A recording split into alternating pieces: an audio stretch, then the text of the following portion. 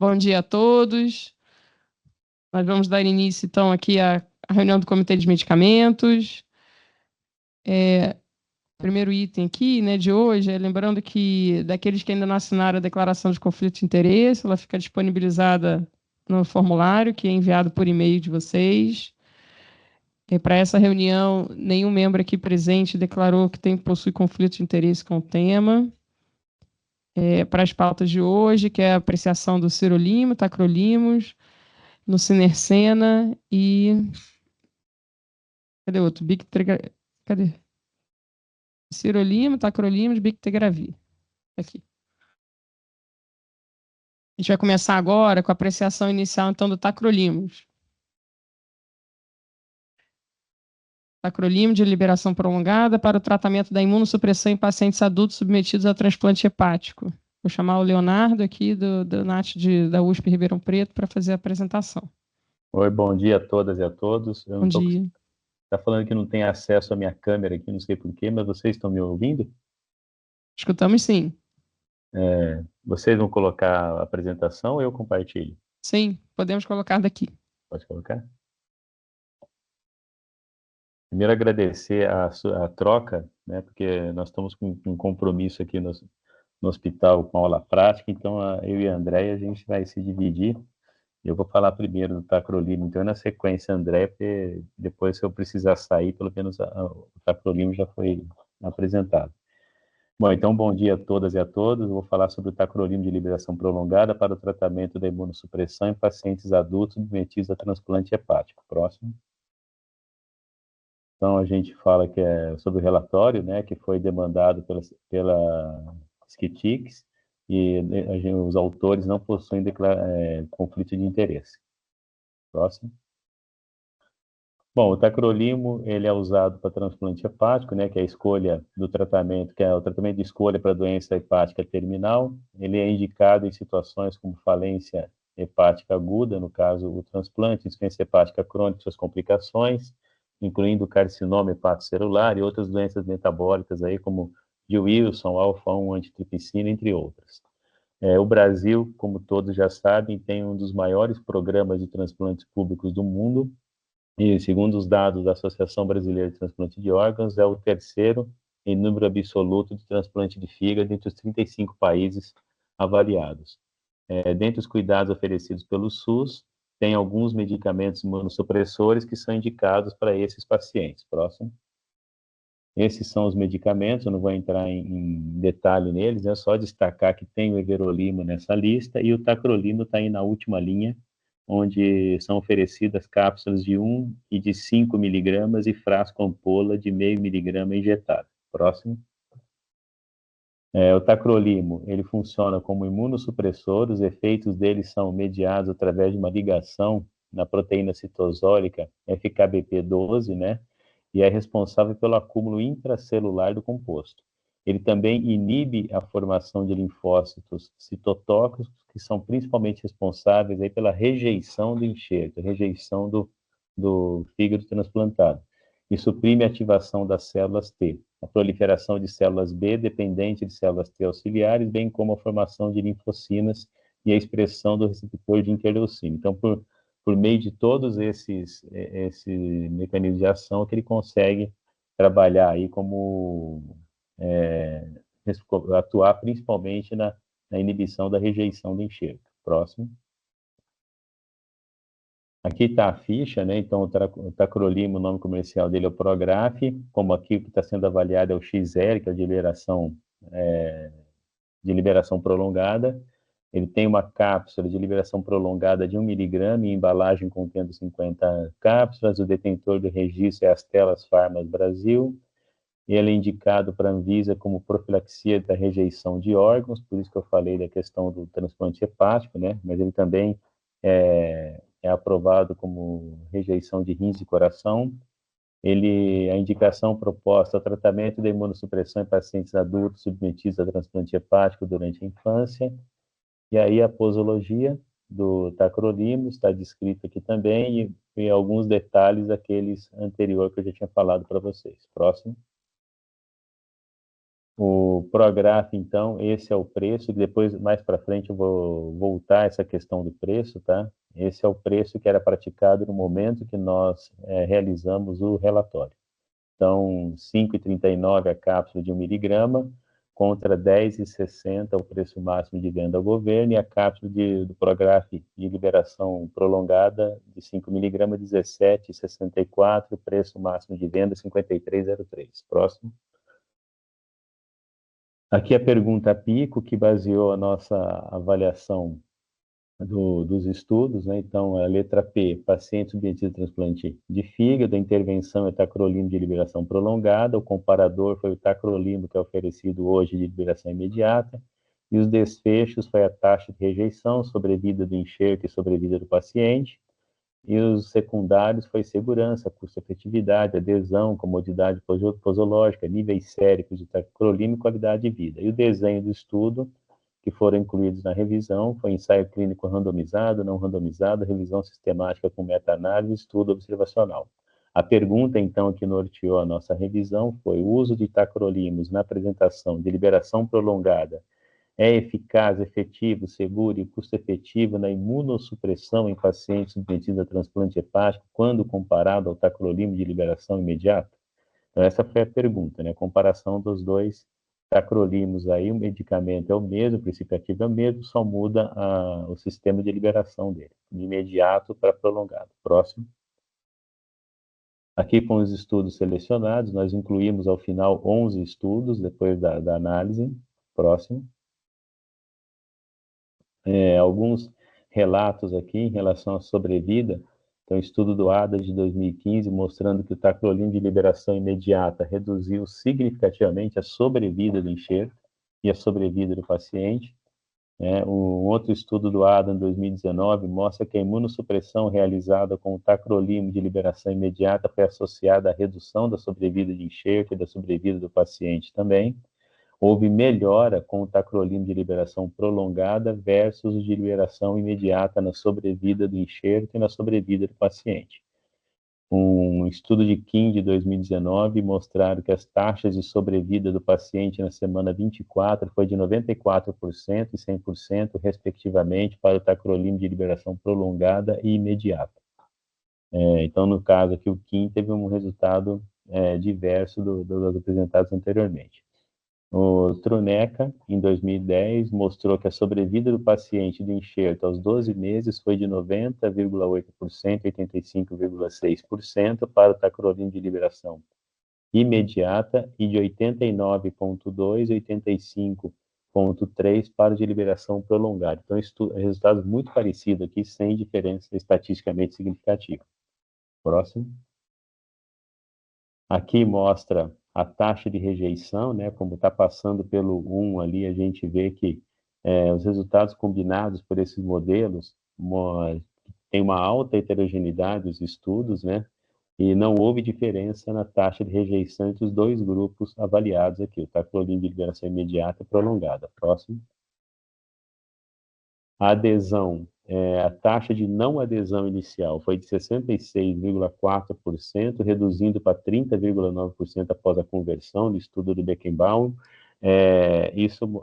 Essa conversão significa que o paciente começava o tratamento com o tacrolimo de liberação imediata e mudou para o de liberação prolongada, e eles observaram uma redução na não adesão, ou seja, o paciente tinha uma maior adesão quando foi substituída a formulação. O Kim 2019 evidenciou que a adesão aos medicamentos foi alta e semelhante entre os grupos, né? 94,8% no de liberação prolongada e 94,4% no de liberação imediata. Não teve diferença estatística entre os grupos nesse estudo.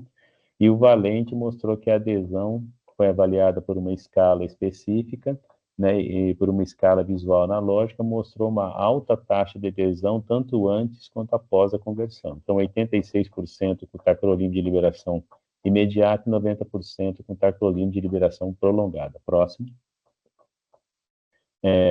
Então, avaliando a qualidade das evidências dos estudos, nós conseguimos observar que os estudos de Erickson Kim foi julgado como alto risco de viés por apresentar falha e incerteza em domínios avaliados, em especial quanto à falta de cegamento, pode influenciar na estimativa de efeito e pode afetar a motivação dos pacientes para o tratamento e a meticulosidade dos pesquisadores. Essa falta de cegamento é porque a formulação são diferentes, então você não conseguia deixar o paciente cego, né? Ele sabia que ele estava usando um tacrolimus de liberação imediata e depois o de liberação prolongada. O estudo de Truneca foi julgado como algumas preocupações, pois o estudo foi desmascarado após o último paciente inscrito ter completado 24 semanas, então perdeu o cegamento após 24 semanas, e a análise do risco de viés e estudos observacionais incluídos foi realizada utilizando a ferramenta Robin 1. E todos esses estudos observacionais foram avaliados apresentando o risco geral de viés moderado, tá? Pois não foram identificados procedimentos para controlar os domínios de confundimento importantes e os viés de seleção dos participantes para o estudo. Próximo. Então, aqui está a tabela do grade, mostrando que os estudos têm qualidade muito baixa e baixa, pode continuar. Próximo. E aqui também confirmando os estudos aí de qualidade baixa, como eu já tinha destacado anteriormente. Próximo. O balanço entre os efeitos desejáveis e indesejáveis do tacrolimus mostrou que o tacrolimus de liberação prolongada demonstrou melhores taxas de sobrevida em comparação à de imediata, com 83% de sobrevida do enxerto e 85% do paciente em 4 anos, contra 77% e 80% do de liberação imediata. Não houve diferença na taxa de rejeição entre os grupos. A adesão ao tratamento também melhorou significativamente, né? Isso mostra, o estudo mostrou aquela evolução de 30% para 66%, e os perfis de segurança foram semelhantes para ambas as tecnologias, que lembrando que o princípio ativo é o mesmo, só a forma de liberação que é diferente. Próximo, que é a formulação farmacêutica que a gente fala, né, oficialmente. Aqui a característica da variação econômica foi um estudo de custo-minimização, comparando os dois tacrolimus, liberação prolongada e liberação imediata, os desfechos que a gente já tinha falado, o horizonte temporal foi de 1 ano, e aí os estudos que mostrou aqui, a razão de custo-efetividade, vocês vão ver, incremental, que ela foi de R$ 2.120,65 por ano na adoção do tacrolimus de liberação prolongada. Pode continuar? Aqui eu vou passar rapidamente, que eu já falei, né? 2.120,65 é a liberação prolongada do tacrolimus, caso seja adotada a tecnologia, e essa é a diferença para o paciente por ano. Pode continuar. Aqui estão mostrando os distintos cenários que a gente tem, né? Tacrolimus e aí as alterações do cenário 1 para o cenário 5, mostrando os valores. Próximo. A taxa de crescimento da população ao longo do tempo, lembrando que esses custos foram todos eles mensurados sobre a perspectiva do SUS, e o horizonte do impacto orçamentário foi de 5 anos, aqui a estimativa do aumento da população, e a questão do cenário de referência, que os pacientes com transplante hepático recebem 2 esquemas de imunossupressão. Esquema 1 é a monoterapia de tacrolimus, liberação imediata 1 miligrama, isso aqui a gente tem hoje, utilizado por 75% dos pacientes com transplante hepático, e o restante usa o esquema 2, que é composto pela associação de tacrolimus 1 miligrama com um medicamento, um outro medicamento 360 miligramas. Pode continuar? Aqui estão os custos do cenário, de 33.513.625, mostrando os esquemas 1 e 2. Pode continuar? Depois eu explico, eu estou passando rápido a questão do impacto orçamentário, tá? Aqui está um cenário de referência, mostrando a incorporação do tacrolimus, próximo, de liberação prolongada, os anos, né, com o market share aí ao longo dos anos, próximo. E aqui o custo do tratamento por cenário também, por paciente, os anos e o custo do tratamento. Próximo. E nos 3 cenários, então a gente tem aí o cenário 1 versus cenário de referência, um aumento de 41 milhões aproximadamente, o cenário 2, 23 milhões, e o cenário 3 versus cenário de referência também cerca de 41 milhões, um gasto adicional de praticamente 24% para a adoção do tacrolimus, de liberação prolongada. Próximo. Aqui são as recomendações, e antes das recomendações, gostaria de explicar por que eu passei tão rápido ali a questão da análise econômica. Porque o NATS, ele sempre, antes da apresentação, a gente revê alguns valores, se mudou alguns cenários, se teve alguma alteração nos cenários, principalmente a avaliação econômica. E numa revisão que nós fizemos ontem de manhã, né, nessa revisão, nessa reunião que nós fizemos, nós observamos que o preço de venda do tacrolimus para o sistema de saúde no Brasil, tacrolimus de liberação prolongada, equiparou recentemente o preço do tacrolimus de liberação imediata. Então, os dois, no cenário que a gente avaliou, no último cenário de compra pelos órgãos públicos, os dois estão sendo vendidos por R$ 1,20 comprimido de 1 miligrama. Então, como os dois medicamentos, independente da forma farmacêutica, da liberação que eles têm, eles estão sendo praticados hoje no mesmo preço, a R$ 1,20. Por isso que eu passei rapidamente pela análise econômica, porque no momento que a gente fez o relatório, né, para apresentação aqui na comissão, eram praticados preços distintos, e agora, recentemente, os dois estão no mesmo preço. E aí a recomendação de agências internacionais da ATS mostra que o NICE, a CDA, não foi identificada a recomendação sobre a utilização do tacrolimus na indicação proposta, mas a SMC mostra que a tecnologia está aceita para uso para profilaxia de rejeição de transplante em receptores adultos de halo enxerto, e de rim ou fígado, e tratamento de rejeição de halo enxerto resistente ao tratamento com outros medicamentos imunossupressores em pacientes adultos. A PBAC mostra que o tratamento deve estar sob a supervisão e direção de uma unidade de transplante e deve incluir iniciação, estabilização e revisão da terapia conforme necessário. Próximo. As considerações finais é que no Brasil o tacrolimus de liberação imediata é um imunossupressor utilizado no SUS hoje, atualmente. Este relatório avaliou o uso da formulação de liberação prolongada para a mesma indicação, com base em 11 estudos que apontavam eficácia e segurança semelhantes entre as formulações. A qualidade da evidência segundo grade foi considerada baixa para o desfecho de taxa de rejeição, embora alguns estudos indiquem maior adesão ao tratamento com tacrolimus de liberação prolongada, especialmente devido à posologia simplificada e análise econômica naquele momento que foi feito o relatório. Ela tinha um custo incremental de R$ 2.120,65 por paciente, e na análise de impacto orçamentário, a ampliação do uso da tacrolimus de liberação prolongada pode gerar um aumento de até 23 milhões em 5 anos em comparação com o cenário de referência. A análise de sensibilidade confirmou esse acréscimo em todos os cenários. Isso, né, tinha diferença de preço praticado, hoje com o preço sendo similar dos dois, provavelmente esses valores serão modificados. Próximo. Então, gostaria de agradecer e estou à disposição para responder qualquer dúvida. Eu e mais o pessoal do NATS aqui. Tem a doutora Fernanda também aqui, tem a Márcia, a Andréia, estamos tudo aqui. O doutor Agis também está aqui com a gente. Obrigada, Leonardo. Só uma dúvida, então. Esse preço que vocês acharam recente e você falou que está com o mesmo preço, foi da onde? Foi do... Deixa eu pegar aqui a fonte. Eu estou com uma tabela aqui, mas eu não apresentei ela para não causar mais confusão, porque nós conseguimos ontem de manhã esse preço.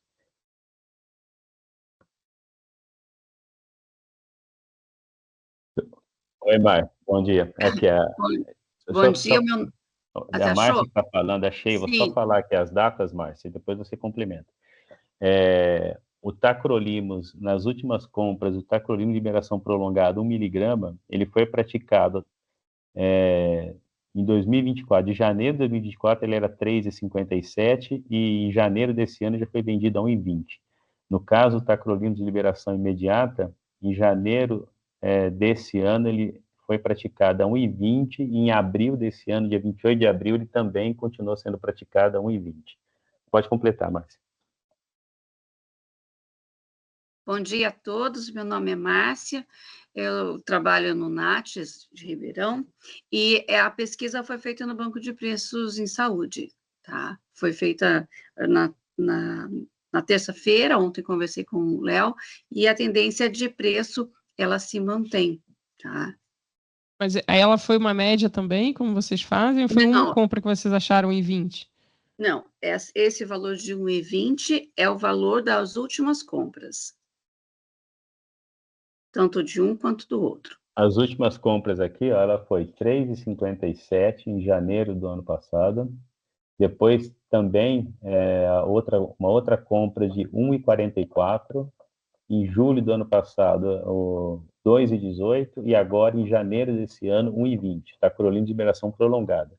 O tacrolimus de liberação imediata, ele tem vendas de 1,20, 1,10, 1,91, 4,16, 1,15, 1,27, 1,31, 1,23, 1,16, 2,50 e a última 1,20. Isso oscilando esse ano, tá? Todos esses que eu falei de liberação imediata, 1 miligrama, foi feita de janeiro até abril desse ano. Então tem oscilações aí que vão de 1,10, 1,20 até 4,16. Tudo em 2025. Aí essa de 1,20 que vocês acharam agora em janeiro de 2025 foi para que ente que adquiriu? Eu não sei, eu sei que foi 12.600 comprimidos comprados. Você sabe o ente que foi, Márcia? Uhum. Léo, eu tô aqui Oi. com a Anasência. Foi uma compra. Essa Não. pergunta Eu vou que pegar quero fazer. Só um instantinho, eu vou pegar o outro computador onde tem a planilha. Não, no tacrolimus de liberação imediata foram 12 compras em 2025. Então foram compras de 13 mil comprimidos, de É 433 de liberação imediata. de liberação imediata. Foram 12 compras esse ano.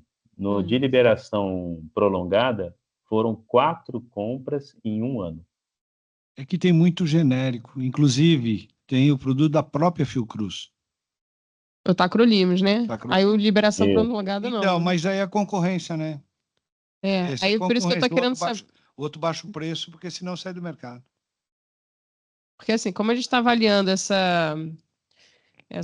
como seria a Vocês inclusão, querem que eu né, do liberação prolongada. Quer que eu projete a tabela que a gente tem? Deixa eu conseguir tentar projetar aqui. Porque a explicação, então, é que foi utilizado no relatório, né, que foi enviado para a gente.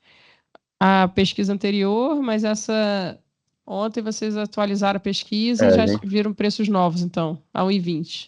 Isso aí. Então, a nossa dúvida é se foi uma compra pontual ou se realmente vai ser uma tendência de preço de baixar, porque às vezes foi uma compra de uma concorrência, não sei, né? E se foi uma compra federal ou estadual, né? Também. Em que âmbito foi a compra? Vocês estão vendo minha tela ou não? Ainda não? Não. Era para estar compartilhando aqui.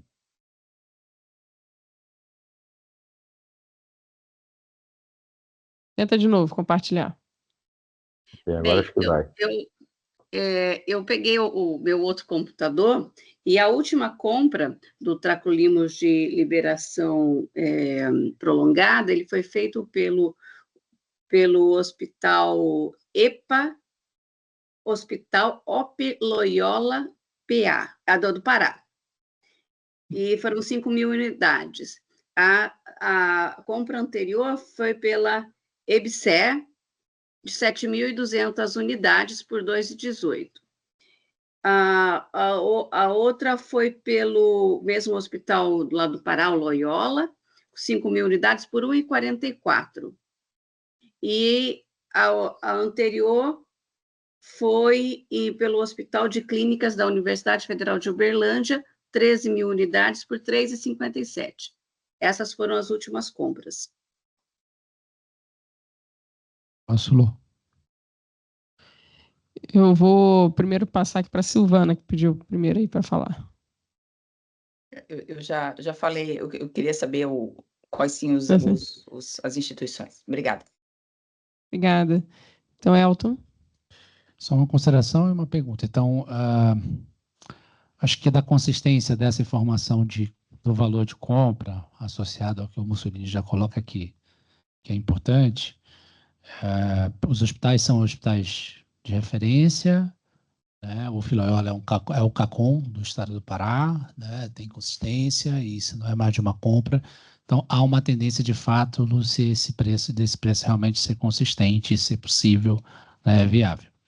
Dado isso, e a pergunta para o Nats, né, nos leva para supor que se é o mesmo preço, você não vai ter impactos. É isso? Isso. Você tem o mesmo preço. O que você tem, na verdade, apesar dos estudos, na hora que você avalia a qualidade deles, você tem uma dificuldade na avaliação da qualidade, o que você, considerando o preço, se for na faixa de 1,20 os 2 comprimidos, você não teria impacto nenhum.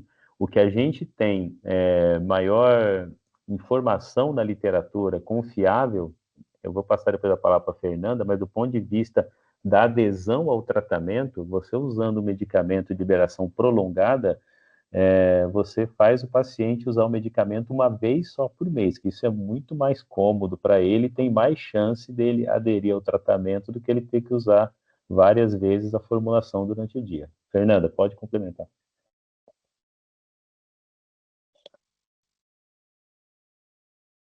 Bom dia a todos e todas. Vocês me ouvem bem? Sim. Bom, então, deixa eu só me apresentar. Meu nome é Fernanda, eu sou professora da Divisão de Gastroenterologia da USP São Paulo, da Faculdade de Medicina de Ribeirão, e eu trabalho com transplante de fígado há 20 anos. Eu queria, antes de mais nada, deixar claro a indicação desse medicamento, né? Eu acho que o tacrolimus de liberação imediata, ele acolhe bem a maioria dos pacientes, é o que nós temos disponíveis, mas nós temos um percentual de pacientes, e aqui eu vou destacar principalmente os adolescentes, que nós temos muita perda de enxerto por conta de falha de adesão. Isso também acontece nos adultos. Então, eu acho que a principal indicação não é do ponto de vista de rejeição, ele não vai ter ganho do ponto de vista ali de rejeição, não vai incrementar muito, mas vai incrementar do ponto de vista de adesão ao tratamento, que ao final das contas, isso resume em perda de enxerto, internações, que isso tudo a gente tem que contar, né? Novas internações, biópsia, tratamento com pulsoterapia, com outras medicações. Então, a indicação seria para um perfil de paciente X, não seria para todos os pacientes, mas visando principalmente a adesão.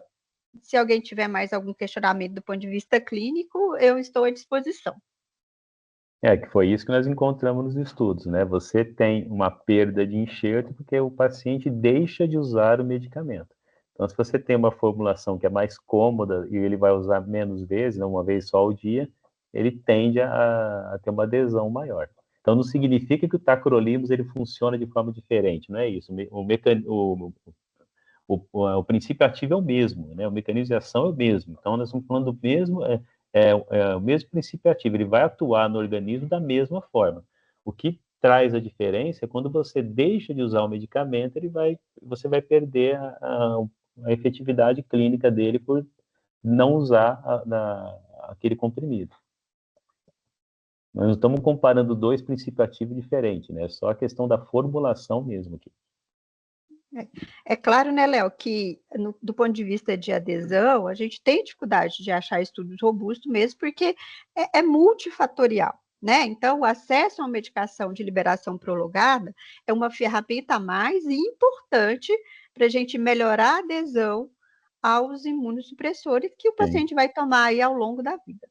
E a gente encontra estudos de adesão mais robustos em relação até câncer de mama, né? Durante a nossa revisão, a gente achou isso. E a gente percebeu que as mulheres também, como tem que usar o medicamento por 5 ou 10 anos após a cirurgia, após a remissão do tumor, elas também deixam de usar, por incrível que pareça. Quando é questão de câncer de mama, que não é indicação nossa aqui agora do tacrolimus, mas tem estudos mais robustos mostrando que tem essa perda de adesão ao longo dos anos mesmo. Até paciente que é oncológico tem essa perda de adesão.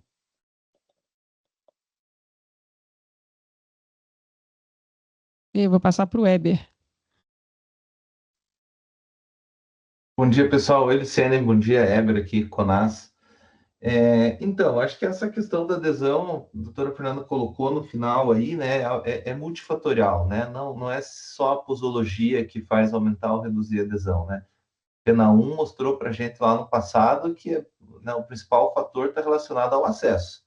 A primeira coisa é ter o medicamento. Então, a regularidade, né, de abastecimento talvez seja a coisa mais importante.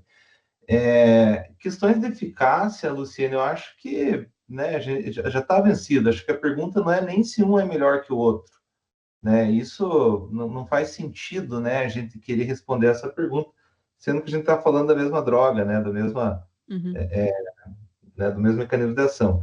Então, acho que tem mais a ver aí com efetividade mesmo, né, de facilitar, né, essa questão aí de tomar só um por dia. E aí eu não sei se, aí eu queria ouvir a opinião, assim, se essa...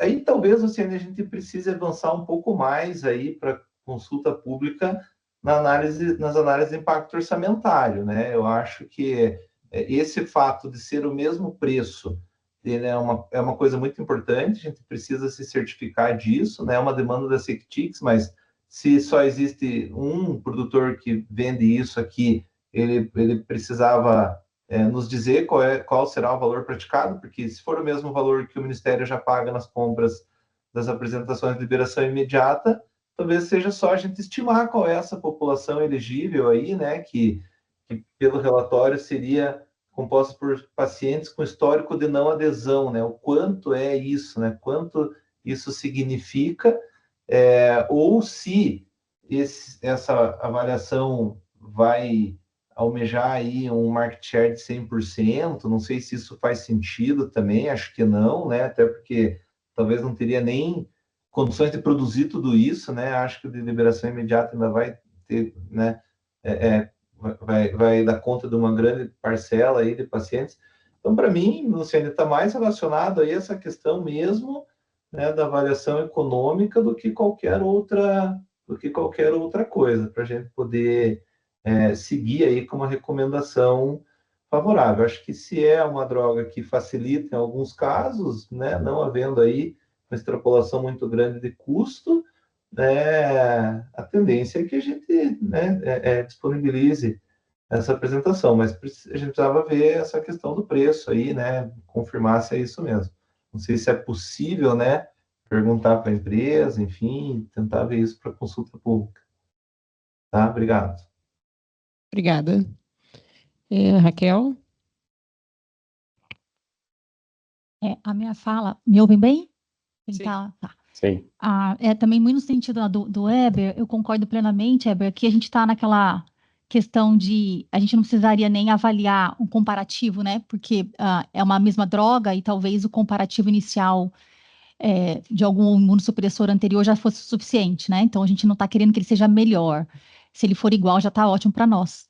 E a questão da adesão, eu entendo que é um desfecho importante, mas ele, nesse contexto do transplante, talvez ele seja um desfecho intermediário. O que a gente quer mesmo, no final das contas, é reduzir a taxa de rejeição, a gente quer reduzir a taxa de implante e sucesso do transplante, né, e qualidade de vida. Então, ainda que a gente tivesse, por exemplo, uma grande taxa de adesão, isso não se repercutisse no impacto clínico para o paciente, né, de sobrevida, né, não seria talvez um desfecho que a gente consideraria. E aí eu também concordo com o Eber que talvez seja o caso da gente já pensar se a gente conseguiria uma negociação, né, com a empresa, e aí talvez a sugestão seja ainda não ser positivo, mas para poder ter a oportunidade de, na consulta pública, a gente ter uma participação da indústria e uma negociação de preços, para a gente ter uma decisão final aí centrada e mais focada e mais certa do custo que a gente vai estar implicado e refazer essa análise aí, se for necessário, econômica, né, se for o caso, né, se não tiver um preço igual, a gente refazer e ver de modo mais certeiro qual seria o impacto orçamentário em casos de preços diferentes.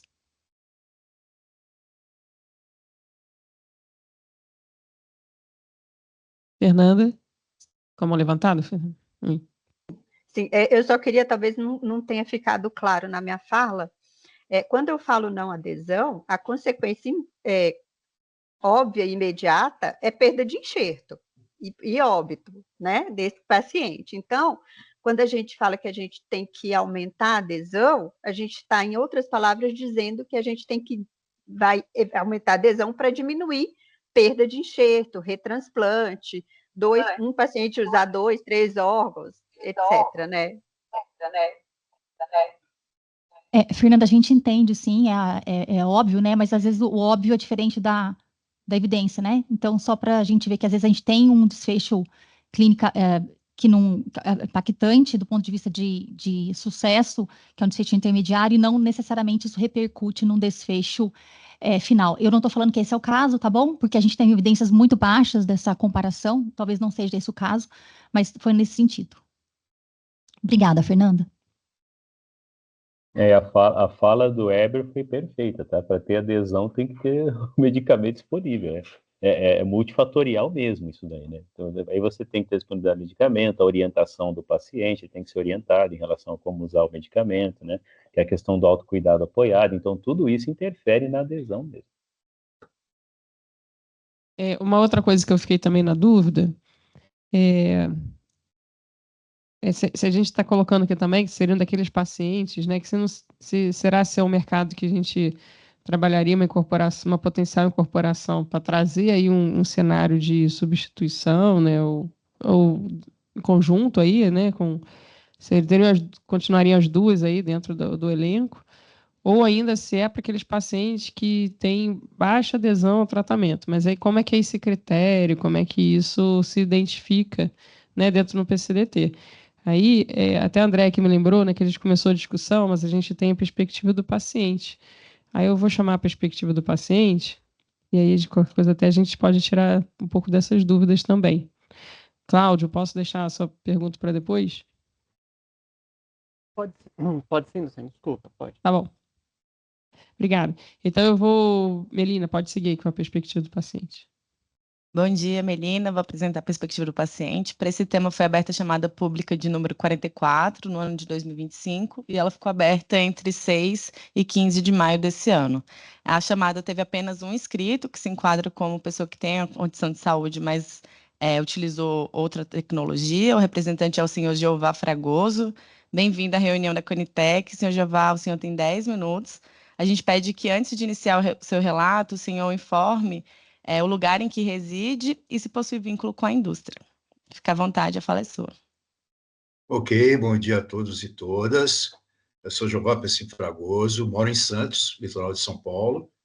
Não tenho nenhum conflito de interesse, nenhum vínculo com a indústria, né? E estou aqui a apresentar meu relato. E eu tenho uma apresentaçãozinha em PowerPoint.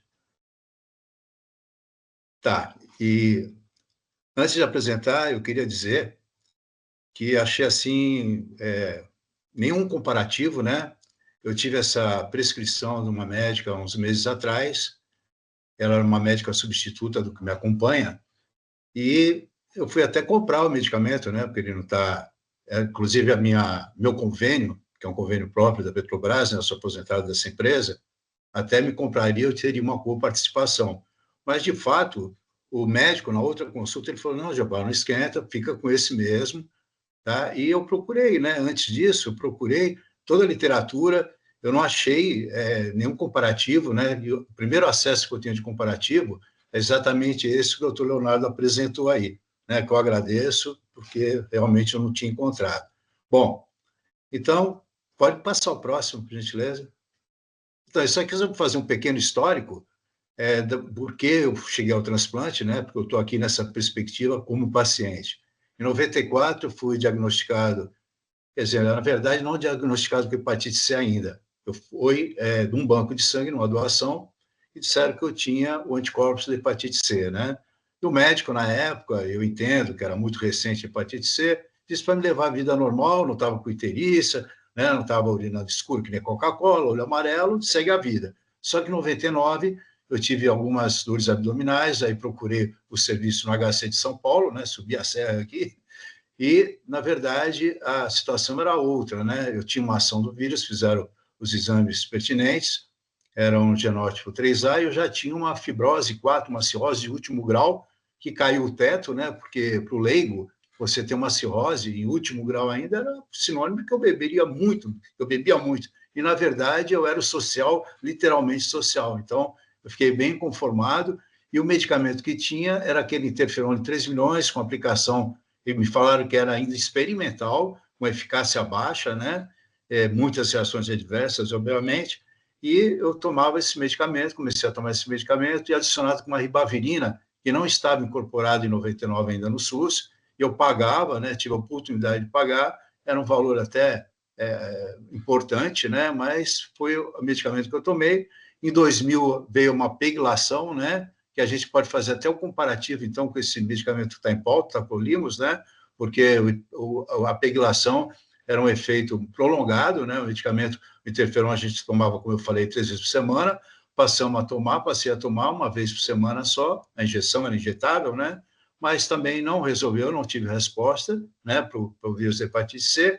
Em 2002, fiz um outro tratamento, né, de estudo estendido, né, e também não consegui o êxito, não resposta. Em 2014, como vocês podem ver aí na foto, né, sou eu mesmo, e tive ascite, encefalopatia, inchaços, emagrecimento, tudo, enfim, que é causado pela evolução da hepatite C, no caso, cirrose, né?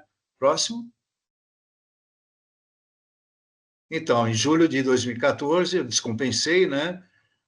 Fiz a cirurgia pelo SUS, no Einstein. Eu coloquei essas fotos do lado, esses círculos em vermelho, né? Não sei se aparece aí em vermelho na apresentação, nas fotos, né? Aparece círculozinho em vermelho? Aparece sim.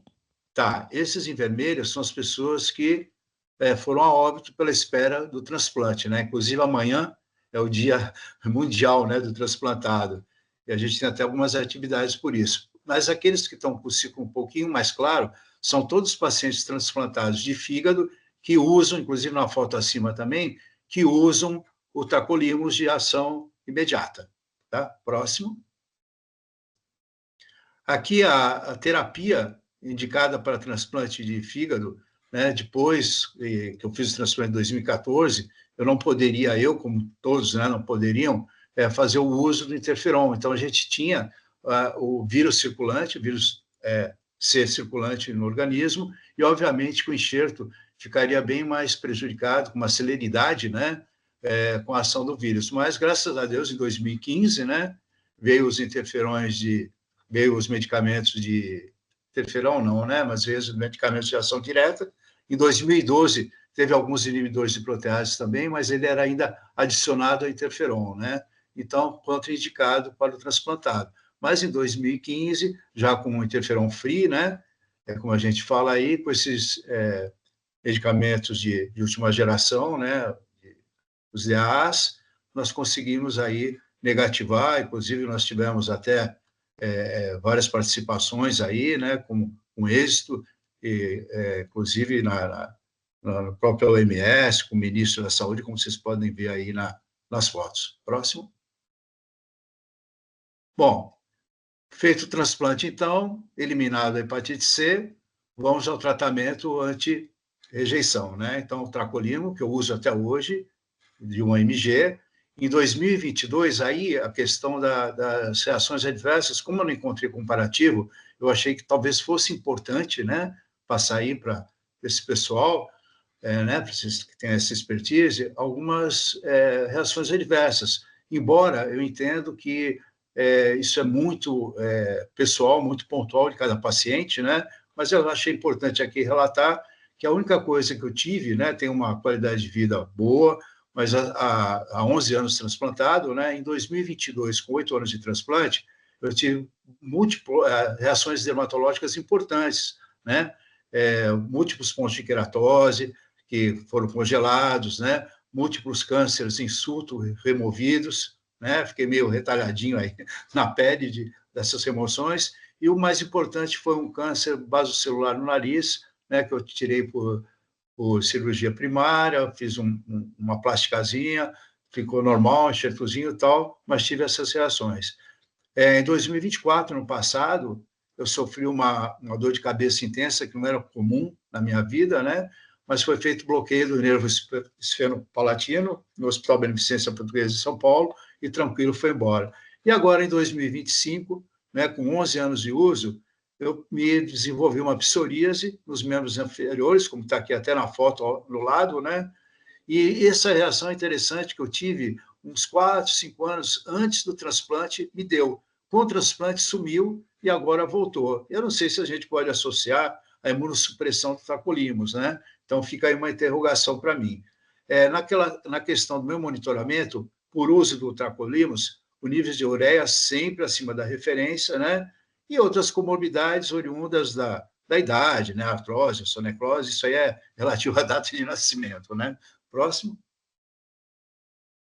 Então, o comparativo, né, como já disse anteriormente, eu não encontrei nenhuma evidência, nada que fosse nas bulas, né, de qualquer forma, mas o que eu pude entender agora, né, nessa fala que me antecederam, que realmente a adesão ao tratamento é um fator importante. Eu mesmo já fiquei de não tomar o medicamento, às vezes viajei, atrasou trânsito na estrada e o medicamento estava em casa, entendeu? Se fosse uma dosagem, isso à noite, né? Se fosse uma dosagem única, eu teria tomado naquele horário e não teria essa preocupação. Isso realmente aconteceu, não uma vez só, alguns episódios, não muitos, mas algumas vezes aconteceram comigo. Eu imagino que possa acontecer com muita gente. Então, obviamente, que para adesão ao tratamento, né?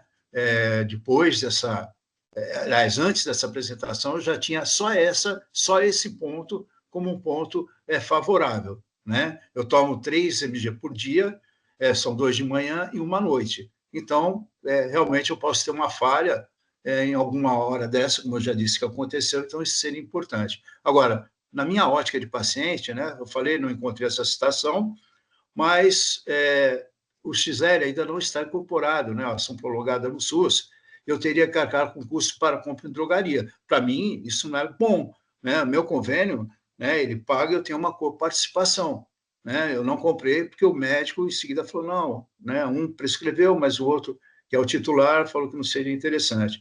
Agora, na verdade, gerir cápsula uma vez ao dia só pode favorecer a adesão, né? Agora, tomada diária previne, né? Esse esquecimento de dose, como aconteceu comigo. Agora, eu acho que, assim, tem a parte também, pode passar, por gentileza? Que eu creio, né, que, de alguma forma, a minha responsabilidade se torna grande, porque, de alguma forma, a gente está contribuindo aí, né? Uma forma direta, né, vamos dizer assim, mas é uma responsabilidade muito grande, mas eu não vi, justamente nesse comparativo que o doutor Leonardo apresentou, eu não vi uma importância muito grande, né, na questão da sobrevida do enxerto, né? Um percentualzinho pequenininho, mas não é importante, né?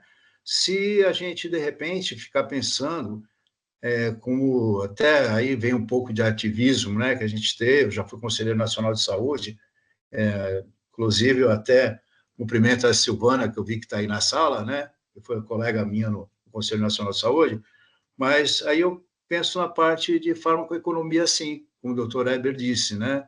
Eu acho que é muito importante a gente pensar nessa parte, né? A adesão já é um ponto que, se for o mesmo preço, já realmente ele já sai na frente, como a doutora Fernanda falou. Agora, isso aí é uma participação que tem que ser para vocês, né? Eu vou me furtar isso, mas eu tenho a preocupação de que esse preço colocado, né, que foi apurado os técnicos de Ribeirão Preto, que seja um preço estimado e fechado no pregão e que não seja oscilante, né? Pelo que eu vi, foi bastante oscilante, mas hoje está igual. E estando igual, eu, na minha conclusão de paciente, acho ótimo, porque a segurança e eficácia, né, se mostraram bem similares e com esse ponto favorável para a adesão do XL.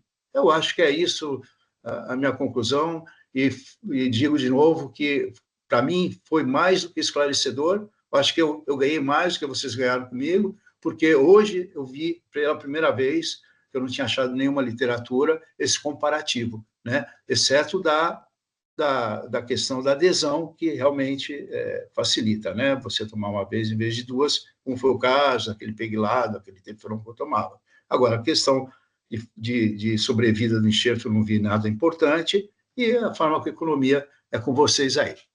Próximo. Acho que é isso que eu tinha que falar aí, porque eu não tive experiência, né, exata tomando o interferon XL. Obrigado. Muito obrigada, Jeová. Seu relato foi muito completo. Pergunto se algum membro tem perguntas ao seu Jeová. Eu gostaria. À vontade. Olá, Jeová, prazer te ver. te ver bem, né, com saúde. Né? Obrigado. Obrigada pela oportunidade, né, de você, a tua disponibilidade de vir aqui compartilhar a tua experiência com a gente. Tua experiência é importante, sim, e é uma parte muito importante do processo de avaliação. Jeová, acho que, assim, você é um paciente super esclarecido, né, de toda a concepção do que seja incorporar um produto no SUS, né, que inclui as vantagens, mas também o peso econômico que isso significa, né, você já expressou isso, e, de fato, o que realmente eu acho que está agora na balança é essa questão de que, realmente, se a gente vai conseguir garantir que o valor vai ser o mesmo, o semelhante, né, ou se isso... se a gente não tem como garantir, você tem toda a razão, acho que é isso que vai ficar como pendência. Mas ainda sobre a questão do uso do tacrolimo, como ele é agora no SUS, né, a versão imediata, de liberação imediata, eu vi, né, e sei do teu histórico que você é bastante envolvido com os teus pares, né, com as pessoas que estão na mesma condição que você. Essa questão que a gente identificou que a adesão à terapia pode ser uma questão bastante importante. Você identifica essa dificuldade nos teus colegas, né, nas outras pessoas na mesma situação, como uma questão realmente muito importante no dia a dia? Ela é uma suposição ou, na prática, isso realmente pode vir a comprometer de forma importante o transplante, assim, o sucesso do transplante? Ou é esporádico? Você comentou assim, uma vez eu viajei, esqueci um horário, assim, que daí são situações esporádicas, né, que não necessariamente vão levar a um prejuízo clínico muito importante. Eu queria só que você tentasse avaliar no conjunto das pessoas o quanto isso realmente pesa no cotidiano. Olha, Silvana, eu posso dizer assim, nesse N, né, nesse convívio que a gente vive, né? Inclusive, amanhã é o Dia Mundial do Transplantado, né? A gente tem um evento aqui, até com TV e tudo, aqui em Santos. Bom, enfim, há uma preocupação de todos os transplantados, né? Que a gente convive, que vê, da mesma forma que eu. A gente sabe que isso é a nossa verdadeira sobrevida agora. Já tivemos o júbilo de uma família dizer sim, que é o primeiro passo, né? Para o transplante, né? Depois, o sucesso do transplante, né? De a gente estar, o Brasil aí, a referência que a gente é, e a gente ter passado por médicos competentes, né? Que nos deram essa oportunidade. Bom, então a nossa responsabilidade em tomar o medicamento, ela aumenta, ela está intrínseca, está no nosso subconsciente. A gente sabe que essa é a nossa sobrevida, né? Só que você sabe que tem pontuais, tem pessoas que são relapsos, né? Mas eu posso te dizer que 99% tem essa preocupação de tomar o medicamento. Agora, 99% também tem esse mesmo déficit esporádico, que nem eu, de esquecer um dia, de não ter levado a caixinha com o medicamento, entendeu? Então, a dosagem, realmente a dosagem padrão é de 12 em 12 horas. Né? A gente não tem uma dosagem, pelo menos com o tacrolimus, eu não conheço uma dosagem que seja 3 vezes ao dia, né? Que seria até pior. Mas o padrão é 2 e realmente acontece isso. Tá? O horário também, eu sei, eu tenho até uma filha farmacêutica, né, Meia Caxias, que a meia-vida do medicamento é muito importante para o sucesso do tratamento. Então, o que acontece? Essa meia-vida também existe, aí sim, muda, inverte o percentual, né? Eu acredito que 80% das pessoas não fazem as 12 horas corretas. Tá? Eu não sei até que ponto de segurança, 1 hora menos, 1 hora mais, mas tem oscilação. Tá? Caxias mesmo, você põe 20% daquela pessoa que toma 8 horas da manhã e 20 horas. Né? Então, essa situação de intervalo do horário, da meia-vida, sim. Agora, quanto a não tomar medicamentos, são casos bem pontuais. Né? Que nem a pessoa que toma interferon e bebe, né? Bebia, coisas assim. Então, é bem pontual. Agora, a questão do horário da meia-vida, isso é uma constante que o XL poderia favorecer bastante. Seu Joval, o senhor aposentou na Petrobras, mas se quiser uma vaguinha na farmácia da USP, nós estamos abertos aqui. Né? Está terceirizando tudo, que nem o serviço de saúde, mas não tem jeito. Está tudo terceirizado. Muito obrigada pela tua colaboração, e tua perspectiva é muito, muito enriquecedora. Obrigada. Obrigado a você, Silvana. Oi, Fernanda. Seu Jeová, primeiro eu queria te agradecer assim, pela clareza da sua apresentação. Eu tenho duas perguntas aí para o senhor. Dos pacientes que o senhor convive, eu queria que o senhor me falasse aproximadamente quantos por cento o senhor conhece que faleceram por perda de enxerto ou porque tiveram que retransplantar, e quantos por cento aproximadamente são crianças que transplantaram quando crianças e são adolescentes agora ou transplantaram na adolescência? Então, doutora Fernanda, a questão do transplante, eu tinha uma parceria com uma entidade de São Paulo, a Transpática, que, felizmente, parou as atividades, né? Mas eu comecei a me envolver, eu tinha um envolvimento muito grande com a questão viral, né? Com a questão das hepatites, né? E a gente batalhou muito, hoje é uma realidade que a gente alcançou, né? Então, até o ativismo para as hepatites, a tendência é diminuir muito no norte, né, contra a hepatite B e tal, mas a hepatite C, que é o maior foco, ela realmente hoje não tem necessidade, agora que eu estou me envolvendo um pouco mais com o transplante. Mas na minha área de conhecimento, eu não conheço nenhuma criança, tá, transplantada que foi a óbito, tá? Conheço crianças, eu digo que cabe numa mão, né, o número em uma das mãos, mas que estão bem, tá? Eu até conheci a doutora Gilda Porta, lá de São Paulo, né? Eu conversei bastante sobre a questão pediátrica com ela, não me aprofundei, mas de conhecimento, como a senhora me pergunta, doutora Firmara, eu não tenho nenhum conhecimento disso. E de óbitos, você falou, já vinha aqui na minha mente, eu tenho, até naquela foto, tem um que faleceu mais recente, né? E tem outro que ele tinha o duplo enxerto rim e foi reimplantado, aí por uns 2 anos depois ele veio a óbito, e tem mais um da região de Campinas, um colega também, que houve a rejeição. São 3 no meu universo. Então, eu acho que, sabe, a gente tem o júbilo, né, de ter um número bem favorável nessa questão. Embora uma vida perdida, a gente não pode falar que é favorável, mas dentro de estatística, né, se a gente analisar assim, eu acho que está bem favorável, não é um número expressivo, não. Tá certo, obrigada.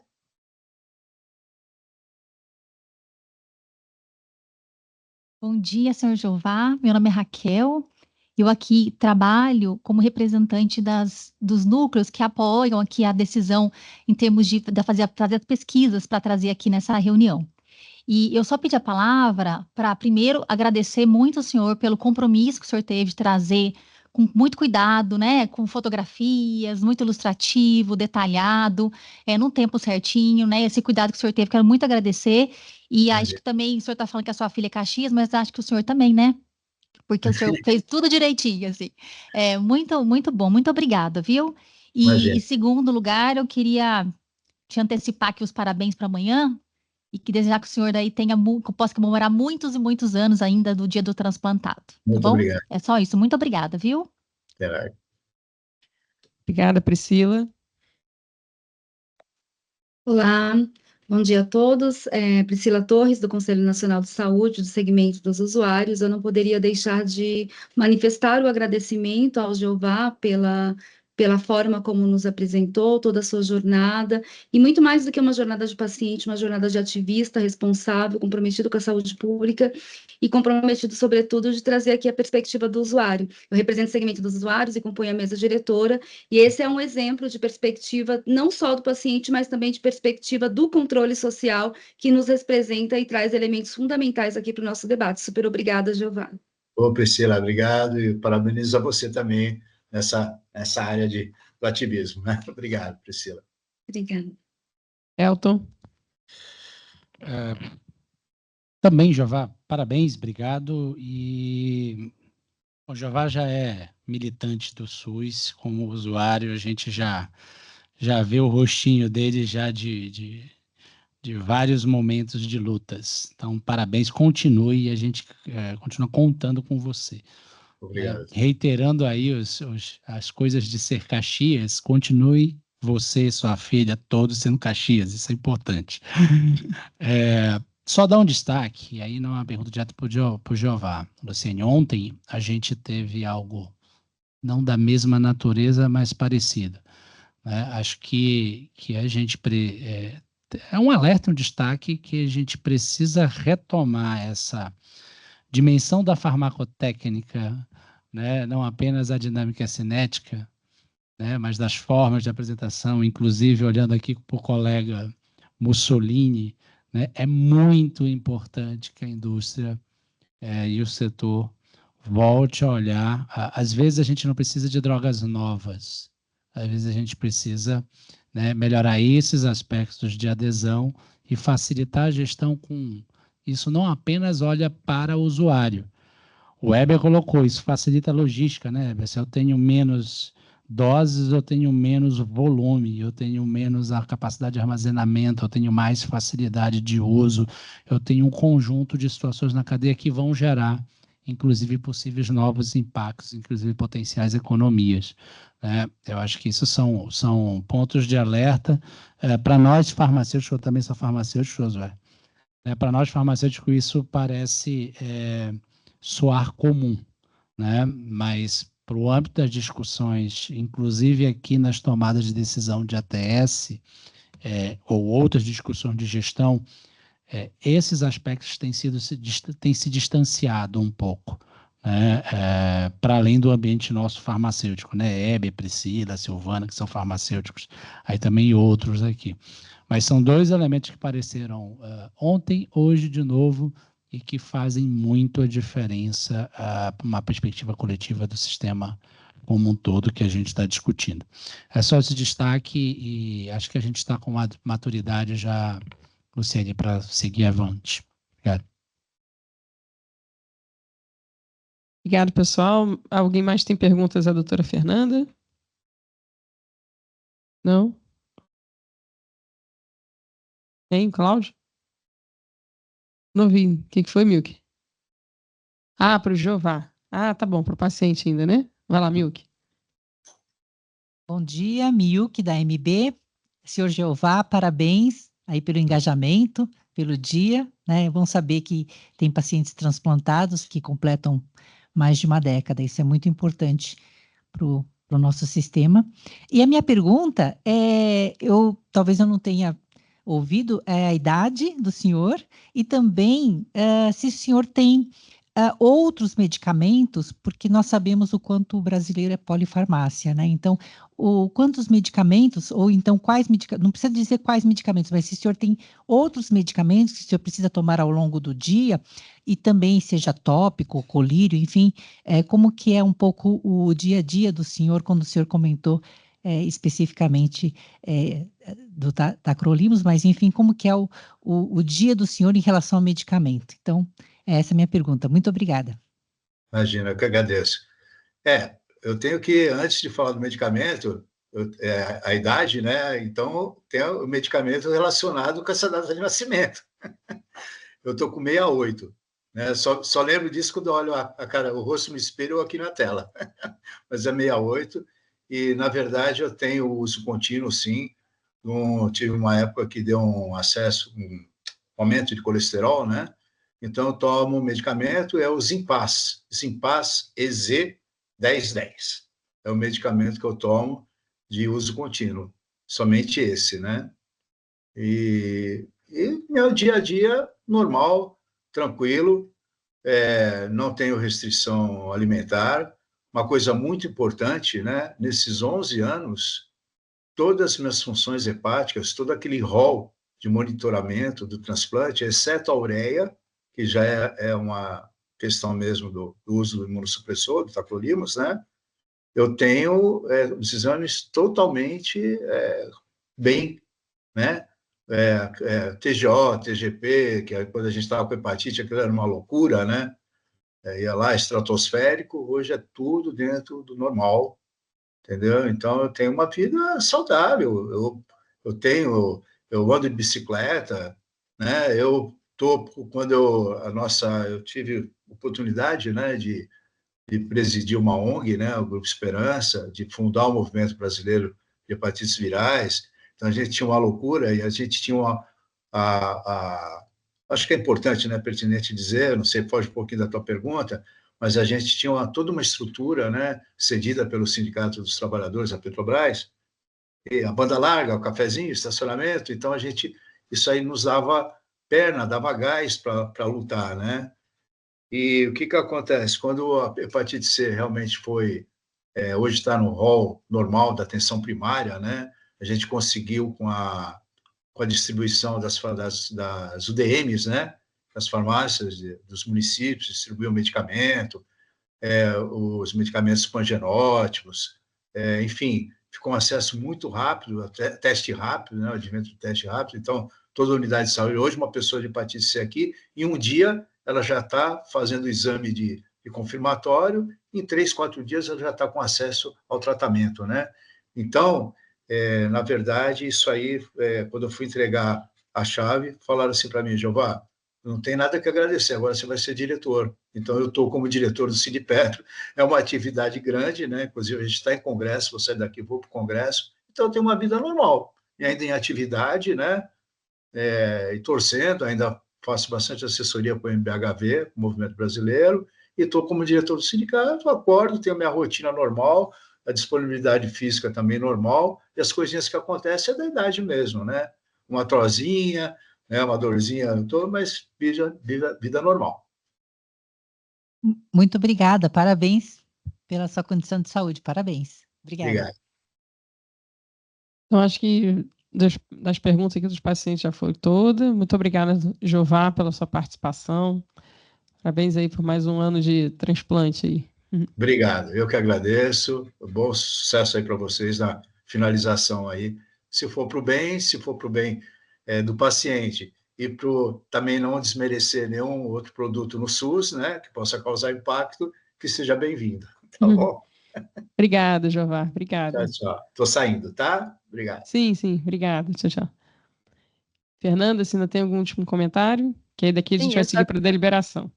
Tá bom, eu só queria agradecer a importância da pergunta e da polifarmácia, que eu tinha me esquecido de comentar.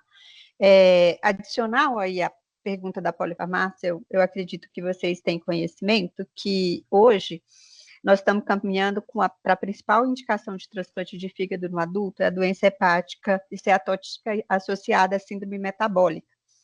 E a gente sabe que 48% desses pacientes vão ter recidivas, então são pacientes que vão tomar remédio, além dos imunossupressores, remédio para hipertensão arterial, para dislipidemia, para diabetes e dentre outros. Então, muito obrigada pela colega que lembrou da polifarmácia aí, que eu acho que é um assunto importante nesse contexto e principalmente para os próximos anos.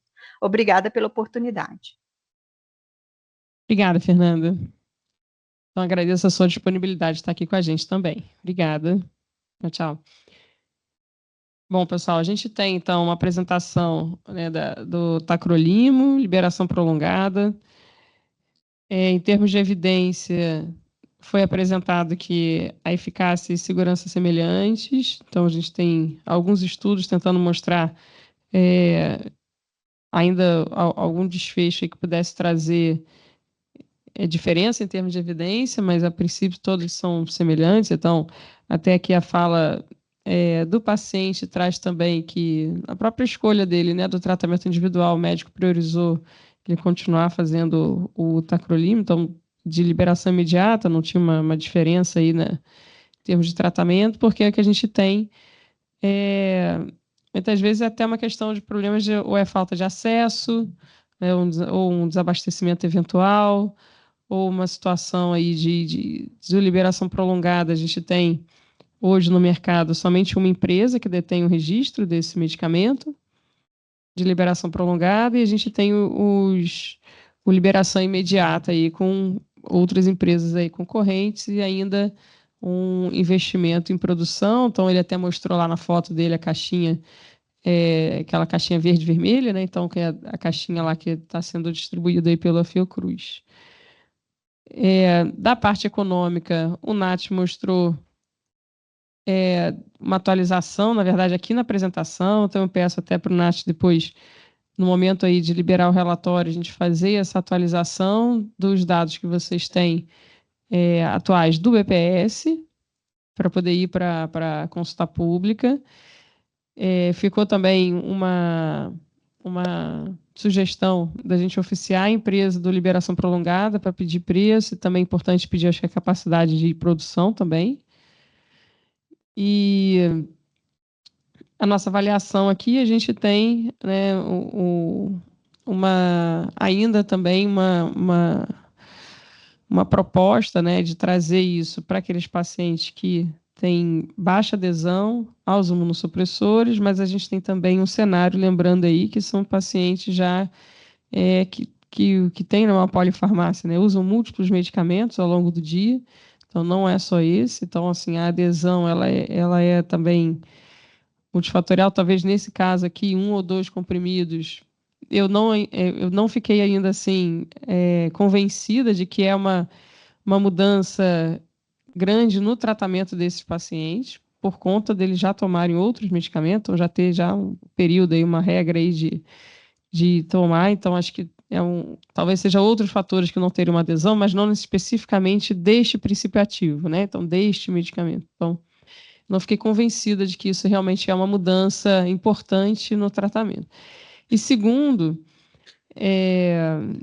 eu tenho dúvidas em relação à parte econômica, que se de fato a gente teria um preço que seria mais vantajoso quando migrando, então, né, para uma apresentação que ela só tem um detentor de registro no mercado. Então, eu tenho muitas dúvidas em relação a isso. E aí eu queria perguntar para vocês, se vocês têm mais algum comentário, mas eu vou fazer já também a minha manifestação aqui pela Sectix, por conta de todas as justificativas que eu coloquei, e mais a questão de mercado, e tendo investimento do Ministério da Saúde em produção do tacrolimus de liberação imediata, pela Sectix eu voto uma recomendação desfavorável, preliminar desfavorável. Mas entendendo ainda que, para a consulta pública, eu preciso ouvir mais sobre realmente alguma vantagem importante para a gente pensar numa transição aí para o de liberação prolongada. Heber? A Conasa acompanha a Sectix, Luciene. Acho que a gente ainda não tem elementos suficientes, né, para uma recomendação diferente dessa. Então, preliminar desfavorável também pelas razões que você já expôs. Obrigado. Obrigada, Mussolini. Nelson Mussolini, a Silvana saiu, então eu estou no exercício da titularidade pelo Conselho Nacional de Saúde. Então, justamente por tudo que você falou, que foi apresentado, que eu tenho uma visão um pouco diferente, Luciane. Eu acho que demonstra, sim, favorável à incorporação. Por quê? Porque eu acho que precisa, inclusive, oficializar, a empresa oficializar o preço dela, como é regra aqui dentro, né? Uhum. Então, a demanda não foi da empresa. Eu fiquei na dúvida, porque aqui no meu relatório... Foi não, pelo PCDT. Foi pelo PCDT, né?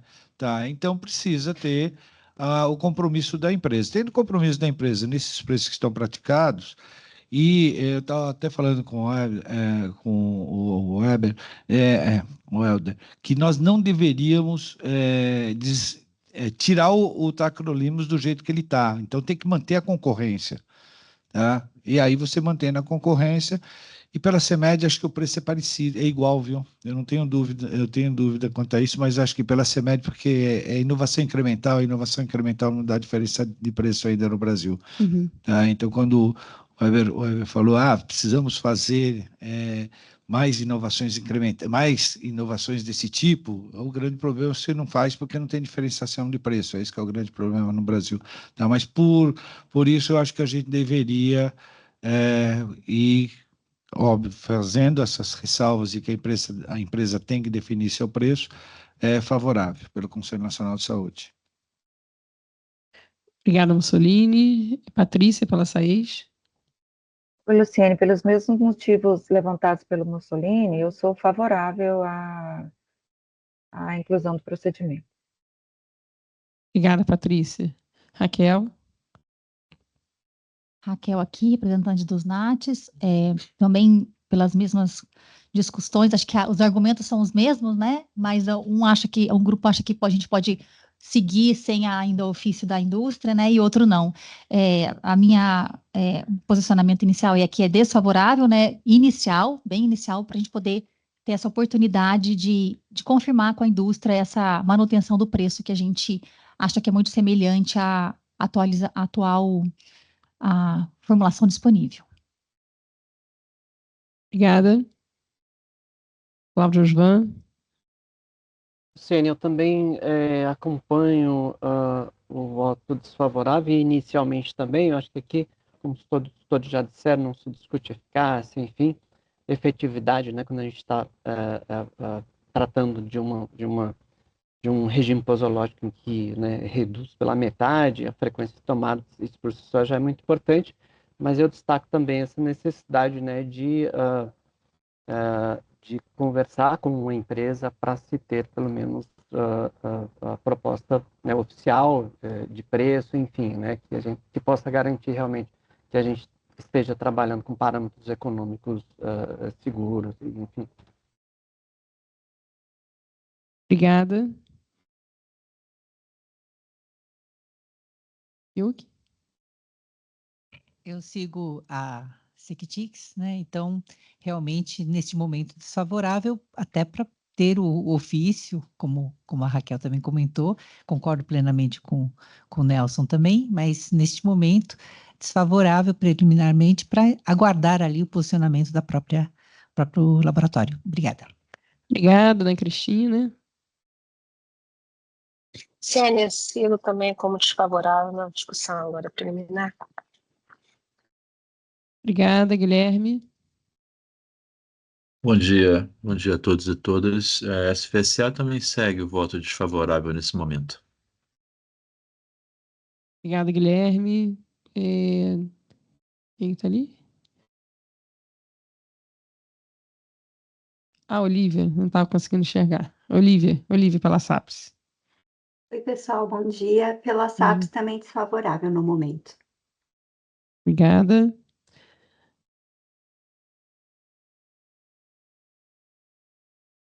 Quem que é? Eu não consigo enxergar. O Alex. Oi, Alex, você vai. A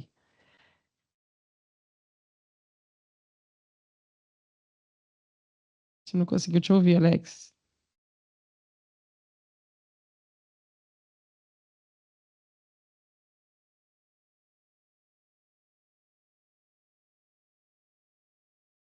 Conasems, estamos te aguardando para votar. Fala no microfone aí, que você já falou dois votos diferentes. Alex, você conseguiu abrir o microfone para falar? Alex do CESAI.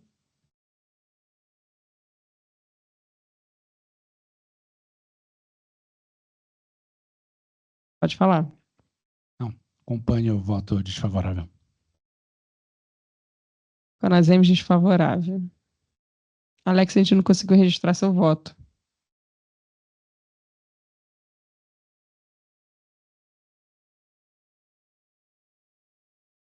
Então, pessoal, quanto que deu? Desfavorável, né? Então, a maioria votou aqui para a gente encaminhar para a consulta pública de forma desfavorável. E aí já apontamos aí. O Alex está registrando aqui pelo grupo, tá? No WhatsApp. Deixa eu ler aqui.